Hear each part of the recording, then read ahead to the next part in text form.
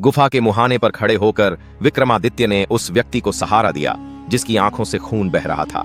वह बड़बड़ा रहा था। मैंने उसकी आंखों में देखा, रानी अब जीवित नहीं, वो अब दंभिकासुर की परछाई है। राजा विक्रम ने अपने सेनापति भैरव को संकेत दिया और सेना को गुफा की छाया से दूर तंबू डालने का आदेश दिया। फिर वे अकेले एक मशाल के साथ उस गुफा में उतर गए। गुफा के भीतर वातावरण बदल चुका था। वहां हवा नहीं थी, केवल सन्नाटा। पत्थरों पर उकेरे चित्र कुछ विचित्र स्त्रियों के थे जो मुस्कुरा रही थीं, पर उनकी आंखें सूनी थीं।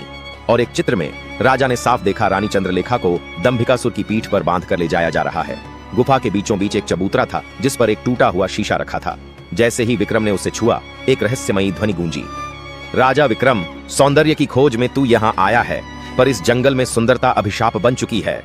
अचानक गुफा कांप उठी। दीवारों से रेंगते हुए बेलों ने विक्रम की मशाल छीन ली और अंधेरा छा गया।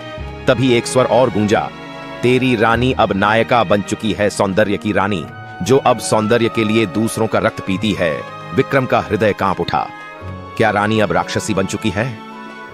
गुफा से बाहर निकलते ही उसने आदेश दिया, सेनापति भैरव, मुझे इस जंगल की प्रत्येक छाया, प्रत्येक बेल और प्रत्येक गुफा का नक्शा चाहिए।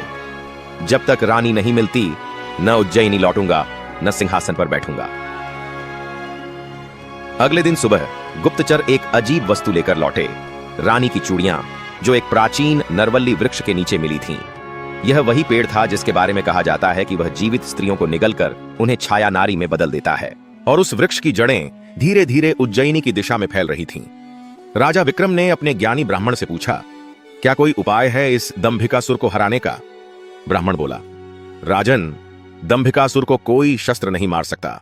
वह केवल सच से पराजित होता है, परंतु वह सच इतना गहरा है कि जान देना पड़ता है उसे उजागर करने के लिए। अब विक्रम को न सिर्फ रानी को बचाना था, बल्कि उस सच को भी खोजना था जो दंभिकासुर की शक्ति का मूल था। और तभी एक अजनबी स्त्री महल के द्वार पर पहुंची। उसके गले में रानी की बिंदी लटकी हुई थी। उसने सिर झुकाकर कहा, मैं जानती हूं रानी कहां है, पर मुझे उज्जैनी में जगह नहीं चाहिए। सिर्फ एक वादा, दंभिकासुर मरेगा।